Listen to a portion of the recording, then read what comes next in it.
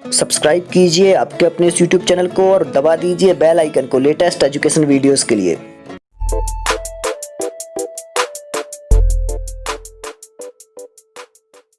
नमस्कार साथियों, स्वागत है आप सभी का आपके अपने इस चैनल सुविज्ञा में।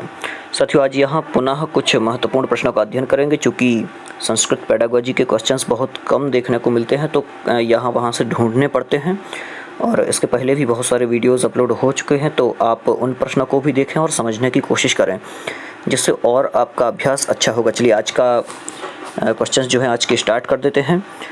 पहला प्रश्न दिया हुआ है, भाषा संदर्भे निबंधात्मक प्रश्नार्थम निम्नलिखितेषु उचितम किम। मतलब क्या कह रहे हैं, भाषा संदर्भे, भाषा के संदर्भ में निबंधात्मक प्रश्नार्थम, अर्थम दिया हुआ है तो के लिए, संदर्भे में सप्तमी का एक वचन है तो मैं आएगा। तो भाषा के संदर्भ में निबंधात्मक प्रश्न के लिए निम्नलिखित में से उचित क्या है।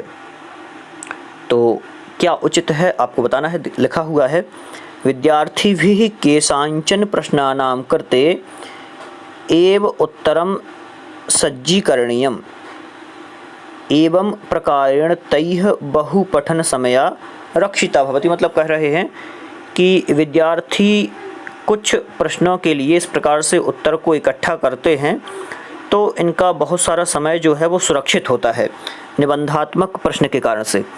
दूसरा दिया हुआ है ऑप्शन, एतत् संपूर्ण पाठ्यक्रमम आवेशयति। मतलब कि इससे पूरा जो पाठ्यक्रम है वो कंप्लीट होता है, मतलब कि पूरा जो अपन ने पाठ पढ़ा है वो आ जाता है उसके अंतर्गत। तीसरा दिया हुआ है, विद्यार्थिनः सामर्थ्यानुसारम मूल्यांकने सहायकम भवति।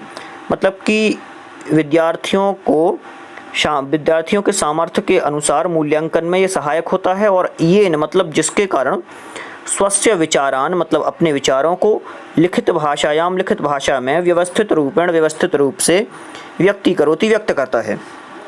तो विद्यार्थी अपने सामर्थ्य के अनुसार मूल्यांकन में सहायक होता है, और जिस कारण से वह अपने विचारों को लिखित भाषा में व्यवस्थित रूप से व्यक्त करता है। आगे क्या कह रहे हैं, एतत् विद्यार्थीनां परीक्षासु केषाञ्चन प्रश्नानां उत्तरकरणार्थं सहायकं भवति। मतलब कि यह विद्यार्थियों के लिए परीक्षा में कुछ प्रश्नों के उत्तर करने में सहायक होता है, या फिर ये।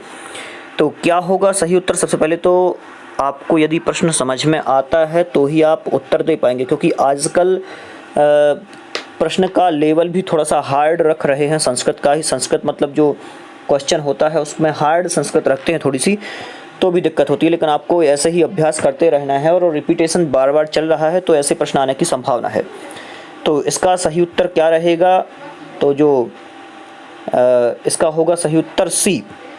जो सबसे ज़्यादा अच्छा उत्तर है ये सी है कि विद्यार्थी अपने सामर्थ्य के अनुसार मूल्यांकन में सहायक होता है, और जिसके कारण से वह अपने विचारों को लिखित भाषा में व्यवस्थित रूप से व्यक्त कर सकता है। तो किस कारण से, निबंधात्मक प्रश्न के लिए है ये। आगे चलते हैं। अगला प्रश्न दिया हुआ है, दिव्यांगानां लेखन कौशल वर्धनार्थम कस्य आवश्यकता भवति। मतलब कि जो दिव्यांग हैं तो उनके लिए लेखन कौशल बढ़ाने के लिए किसकी आवश्यकता है। कोई दिव्यांग है और उसमें लेखन कौशल का विकास करना है तो किस चीज़ की आवश्यकता होगी, आपको ये बताना है। समीचीन शब्दावल्याः प्रयोगा, समीचीन शब्दावली का प्रयोग। दूसरा ऑप्शन दिया हुआ है, सुंदराणी हस्ताक्षराणी। मतलब कि सुंदर हस्ताक्षर हों। विचाराणाम मौलिकता, विचारों की मौलिकता हो। लेकिन ध्यान रखना आप लोग, यहाँ कहा गया है लेखन कौशल वर्धनार्थम, लेखन कौशल में वृद्धि करना है उसके, या फिर प्रतीकात्मक भाषायाः प्रयोगः, मतलब कि सिंबॉलिक जो लैंग्वेज है उसका प्रयोग करना। तो दिव्यांगों के लिए सबसे ज़्यादा जो आवश्यकता है लेखन कौशल बढ़ाने के लिए, समीचीन शब्दावली का प्रयोग हो। मतलब कि जो भी दिव्यांग हैं उनको यदि आँखों की प्रॉब्लम है तो अच्छे से अक्षर बड़े बनाए जाएं।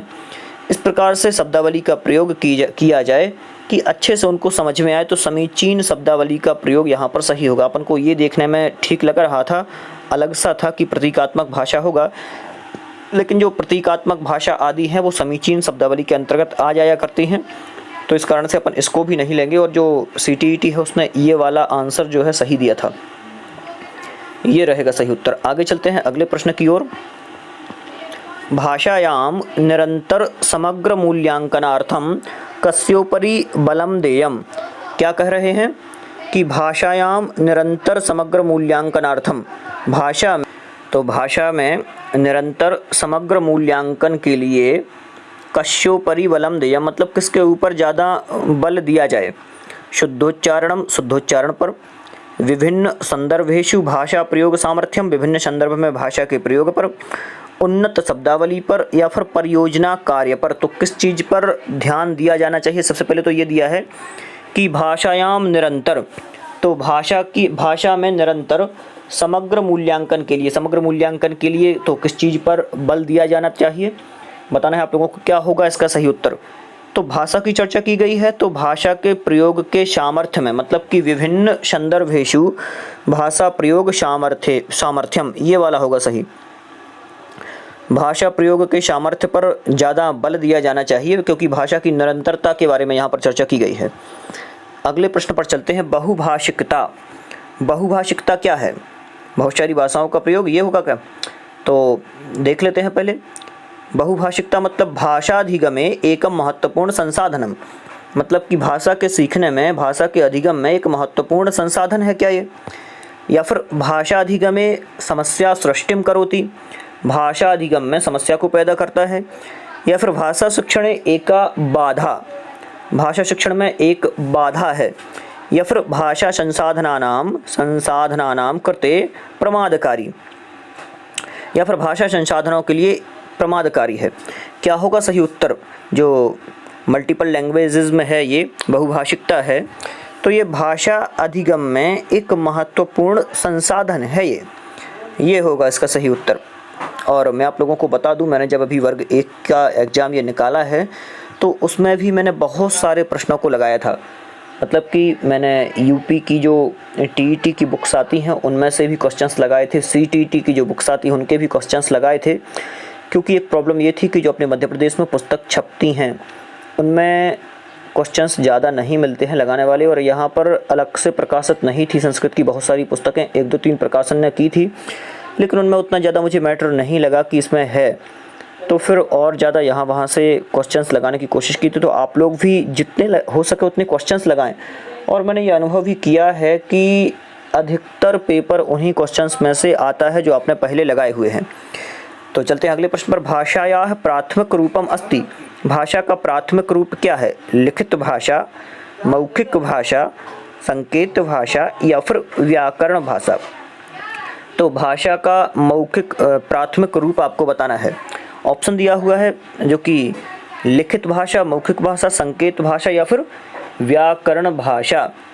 क्या होगा इसका सही उत्तर? तो प्राथमिक रूप जो होता है वो संकेत रूप में होती है भाषा। कौन सी? Sign language. तो ये होगा सही उत्तर। चलते हैं अगले प्रश्न पर। प्राथमिक स्तरे कथा तथा कवित्व अनयोर मध्ये अधस्तनेषु कः पक्षः साधु इति भवान भवति चिंतयति, मतलब क्या कह रहे हैं कि प्राथमिक स्तर में कथा और कवित्व, कथा और कविता अनयोर मध्य, इन दोनों में नीचे अधस्तनेषु, नीचे दिए गए कः पक्षः, कौन सा पक्ष, इति भवान चिंतयति, आप सोचते हैं। तो प्राथमिक शिक्षक के लिए बताया है, प्राथमिक स्तर के लिए बताया है। देख लेते हैं ऑप्शन क्या दिए हुए हैं। पहला, विभिन्न मुख्य नामधेयानाम उदाहरणानाम पुनरावृत्ति बहुवारं भवितव्यम। दूसरा दिया हुआ विशिष्ट लेखकानाम कवित्वम तथा कथाश्च। तीसरा दिया हुआ है ते मूल्य परकाः भवेयु, या फिर कथा तथा कवित्वम उभयमपि शब्दावली दृष्टया समृद्धौ भवेताम। तो क्या होगा इसका सही उत्तर बताना है आप लोगों को। प्रश्न पहले एक बार और देख लेते हैं कि प्राथमिक स्तर जो है, तो प्राथमिक स्तर पर कथा तथा कवित्व के मध्य क्या ठीक है? साधु शब्द दिया हुआ है ना, तो साधु मतलब होता है ठीक। कौन सा पक्ष ठीक है ये आपको सोच करके यहाँ पर बताना है। तो ऑप्शन आप लोगों को यहाँ नीचे दिख ही रहे होंगे। तो इनमें जो सबसे ज़्यादा सही उत्तर है ये है डी नंबर का, ये वाला कि कथा तथा कवित्व इन उभयमपि, मतलब दोनों में शब्दावली की दृष्टि से समृद्ध भवेताम, शब्दावली की दृष्टि से ये समृद्ध हों। यहाँ पर विशिष्ट लेखक और लेखकों की कविता और कहानी से मतलब नहीं था। यहाँ पर मुख्य उदाहरणों की प्रवृत्ति से भी मतलब नहीं था, और मूल्यांकन परक हों ये ठीक है, लेकिन दोनों की चर्चा की गई थी, तो अपन जो सोच रहे हैं ये होगा अपनी दृष्टि से, ये वाला उत्तर सही होना चाहिए, क्योंकि वोकैबलरी जो है वो अच्छी हो इन दोनों में। कथा में भी वोकैबलरी की ज़रूरत है, और जो दूसरा साहित्य है कथा साहित्य, उसमें भी वोकैबलरी की आवश्यकता बहुत ज़्यादा है। अगले प्रश्न पर चलते हैं। भाषायाम व्याकरण शिक्षणम कस्य समीकरणाय सहायकम भवति। क्या कह रहे हैं कि भाषायाम मतलब भाषा में व्याकरण शिक्षणम, भाषा में व्याकरण शिक्षण कस्य समीकरणाय किस समीकरण के लिए सहायक हैं। तो भाषा में व्याकरण शिक्षण किस समीकरण के लिए आवश्यक हैं, तो संख्यात्मकता के लिए न्यूमेरिक, या फिर साक्षर के लिए साक्षरता के लिए, शुद्धता के लिए, या फिर वाक् प्रवाह के लिए। तो किस लिए होगा बताने की कोशिश करना है। भाषायाः व्याकरण शिक्षणम कस्य समीकरणाय सहायकम भवति। तो देखिए यहाँ पर व्याकरण की बात की गई है, और जब व्याकरण की बात आती है तो शुद्धता पर ज़्यादा ध्यान दिया जाता है। क्या पर ध्यान दिया जाता है? शुद्धता पर। तो ये जो सी दिया हुआ है ये रहेगा इसका सही उत्तर। चलते हैं अगले प्रश्न पर, जो कि प्रश्न दिया हुआ है, लेखन परंपरायाम अधस्तनेषु किम संबद्धमस्ति। क्या कह रहे हैं? लेखन परंपरायाम मतलब लेखन परंपरा में, अधस्तनेषु नीचे लिखे हुए में, लेखन परंपरा के नीचे लिखे हुए में किम संबद्ध अस्ति क्या संबंध है। तो ऑप्शन देख लेते हैं। ब्राह्म चिन्हानाम सम्यक प्रयोगः, ब्राह्म चिन्हों का सही प्रयोग, समीचीन शब्दावली, या फिर कथा विचाराः कथा विचार, या फिर कल्पना। तो क्या रहेगा इसका सही उत्तर? इसका उत्तर होगा ए, मतलब कि लेखन परंपरा की चर्चा है ना, तो लेखन परंपरा का नीचे दिए गए में से किससे संबंध है, लेखन परंपरा का किससे संबंध है। तो ब्राह्म चिन्हों का सम्यक प्रयोग ही लेखन परंपरा से संबंधित है, मतलब कि ब्राह्म चिन्हों का सही प्रयोग किया जाना चाहिए, ये रहेगा सही उत्तर। अगले प्रश्न पर चलते हैं। दिया हुआ है, भाषायाम मूल्यांकनस्य मुख्य उद्देश्यः कः स्यात्, मतलब कि भाषा के मूल्यांकन का मुख्य उद्देश्य क्या है। विद्यार्थी साधित उपलब्धि नाम आकलनम, मतलब विद्यार्थियों की उपलब्धि का आकलन करना। अधिगमे त्रुटीनाम निरीक्षणम तथा न्यूनता परिष्करणम, मतलब अधिगम में त्रुटियों का निरीक्षण करके न्यूनताओं का जो कमी रह गई है उनका परिष्करण करना, ठीक करना। विद्यार्थिषु त्रुटीनाम अन्वेषणम, विद्यार्थियों की त्रुटियों को खोजना, अन्वेषण मतलब होता है खोजना। विद्यार्थीनाम प्रदर्शनम दृष्ट्वा प्रोन्नतिम कृते निर्णयः, मतलब कि विद्यार्थियों का प्रदर्शन देखकर उनकी प्रोन्नति करना, मतलब कि प्रमोशन करना अगली कक्षा में या फिर कहीं भी। तो भाषा में मूल्यांकन की आवश्यकता के बारे में यहाँ पर पूछा है। तो जब भाषा में मूल्यांकन की आवश्यकता के बारे में पूछेंगे तो ये तो प्रश्न जो ऑप्शन दिया है बिल्कुल से गलत हो जाएगा। उपलब्धियों का आकलन भी यहाँ पर नहीं होगा, और त्रुटियों का अन्वेषण हो सकता है, लेकिन उससे ज़्यादा सही ये वाला है, मतलब कि अधिगमे, ये सबसे ज़्यादा सही दिख रहा है। अधिगमे त्रुटीनाम निरीक्षण, मतलब अधिगम में त्रुटियों का निरीक्षण और न्यूनता का परिष्करण करना, ये रहेगा सही उत्तर। तो जो इसका बी है ये रहेगा सही आंसर। चलते हैं अगले प्रश्न पर दिया हुआ है, निम्नलिखितस्य कस्य उद्देश्यस्य अनुसारं भाषा शिक्षणस्य आवश्यकता न भवति, मतलब कि किस उद्देश्य के अनुसार भाषा शिक्षण की आवश्यकता नहीं होती है। तो आभ्यंतर स्वरस्य और वाचनार्थम श्रवणार्थंच, मतलब आभ्यंतर स्वर के और वाचन के और श्रवण के अनुसार भाषा शिक्षण की आवश्यकता नहीं होती है। या फिर जीवनस्य विविध आवश्यकतानां परिपूर्णार्थम, जीवन की विभिन्न आवश्यकताओं को पूरा करने के लिए भाषा शिक्षण की आवश्यकता नहीं होती है। या फिर जीवन की विविध दशाओं के ज्ञान के लिए, या फिर भाषा बोधस्य अध्ययनार्थम, मतलब कि भाषा बोध के अध्ययन के लिए जो है भाषा शिक्षण की आवश्यकता नहीं होती है। तो ये रहेगा सही उत्तर। आगे चलते हैं अगले प्रश्न पर। क्या दिया हुआ है, एक थोड़ा सा लंबा है प्रश्न। कदाचित काचित बालिका हिंदी भाषा प्रयुक्त राज्यात् भवतः प्रांतम आगच्छति। मतलब कि कोई बालिका है और वो हिंदी भाषा प्रयुक्त राज्य से, जहाँ पर हिंदी बोली जाती है, उस राज्य से आपके राज्य में आती है। तथा भवता संबंधी भाषा प्रयोगः प्रमादान करोति, और वो आपके प्रांत में जो भाषा बोली जाती है उसको बोलने में प्रमाद करती है, मतलब उसे आती नहीं है वो भाषा, थोड़ा सा आलस करती है। तदा एकः अध्यापकः भूत्वा, तो आप एक अध्यापक होकर अधस्तनेषु, नीचे दिए गए कथनों में किम युक्तमिति भवान भवति चिंतयति, मतलब आप क्या युक्ति सोचेंगे, नीचे बताया गया है। प्रतिदिनम अर्धघंटाम यावत् नूतन अभ्यासस्य करणीयः, प्रतिदिन आधा घंटा तक नया अभ्यास उसे करने के लिए कहेंगे। या फिर तस्य मातृभाषा प्रभावः अधीयमान नूतन भाषायाः उपरि न स्यात्, मतलब कि उसकी मातृभाषा का जो प्रभाव है वो नई भाषा के ऊपर नहीं होता है, जो उसने नई सीख रही है वो। तस्याः भाषा प्रयोग प्रमादानां विषये वारंवारं स्मरणीयम्, उसकी भाषा का जो वो प्रयोग कर रही है तो उसके जो प्रमाद कर रही है भाषा के प्रयोग में, उसको अपन बार बार बोलेंगे। तस्यैः समीचीन भाषा प्रयोगार्थम इतोपि अवकाशाः देया, मतलब कि उसे अच्छी भाषा प्रयोग करने के लिए अवकाश देंगे कि हाँ तुम अच्छी भाषा का प्रयोग करो। तो क्या होगा सही उत्तर? बिल्कुल ठीक होगा यही, तस्यैः समीचीन भाषा प्रयोगार्थम इतोपि अवकाशाः देया, उसको बहुत अवकाश देंगे, थोड़ा अवकाश देंगे कि वो और अच्छी भाषा का प्रयोग कर सके। ये रहेगा इसका सही उत्तर। अगले प्रश्न पर चलते हैं।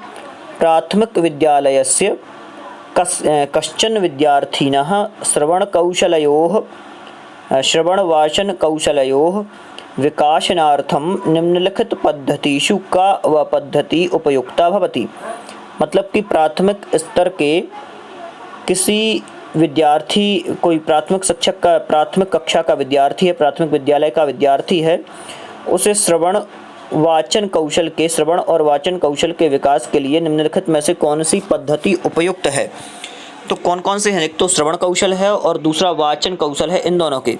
तो पहला ऑप्शन है अभिनय और वार्ता, मतलब कि अभिनय और वार्ता ठीक रहेगा उनके लिए, या फिर अभिनय और संवाद ठीक रहेगा, या फिर कथा श्रवण और श्रुतलेख ठीक रहेगा, या फिर काव्य पाठ तथा भाषा प्रयोगशाला ठीक रहेगा।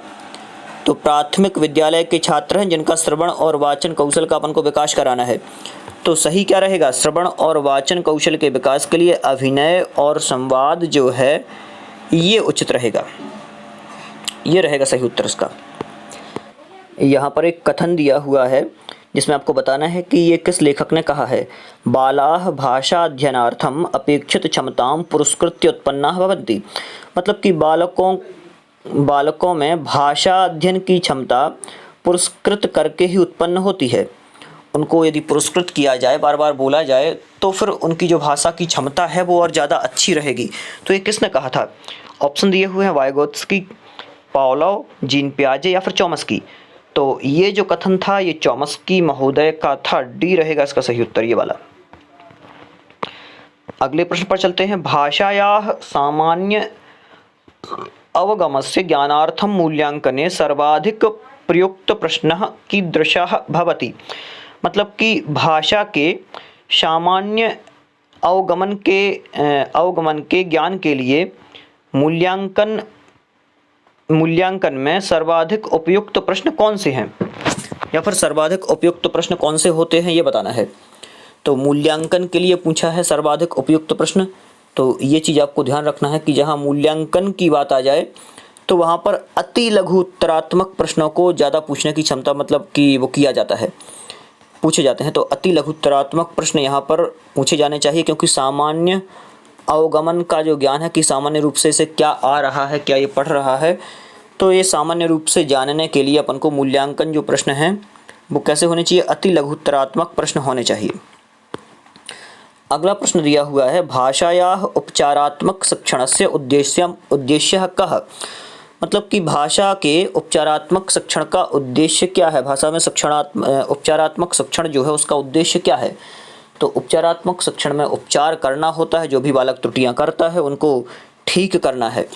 तो विद्यार्थीनां प्रारंभिक त्रुटीनां निवारणम पहला दिया हुआ है, ठीक है, बिल्कुल ये सही दिया है कि प्रारंभिक त्रुटियों का निवारण। ज्ञान संबंधी त्रुटीनां परिष्करणम, ज्ञान संबंधी त्रुटियों का परिष्करण करना। विद्यार्थिषु आत्मविश्वास भावनायाः विकासः, आत्मविश्वास की भावना का विकास। उपर्युक्तम सर्वमपि, मतलब उपर्युक्त सभी। तो क्या होगा सही उत्तर, यही रहेगा सही आंसर, उपर्युक्त सभी, क्योंकि ये सारे के सारे ठीक हैं। तो आज के लिए इतना ही रहने देते हैं, बहुत सारे प्रश्न हो गए हैं और अगले वीडियो में पुनः जल्दी से आने की कोशिश करूंगा। आप लोग ज़्यादा से ज़्यादा अभ्यास करने की कोशिश करें, जिससे आपका अभ्यास और अच्छा बने। और ये वीडियो अपने मित्रों को भी शेयर करें और आप टेलीग्राम ग्रुप जो है सुविज्ञा, उससे भी जुड़ें। और इसके अलावा आप लोग इंस्टाग्राम पर भी मुझसे जुड़ सकते हैं और जो भी आपको प्रॉब्लम है, कोई समस्या आ रही है, तो वहाँ पर डायरेक्ट मैसेज करके पूछ सकते हैं। बहुत बहुत धन्यवाद।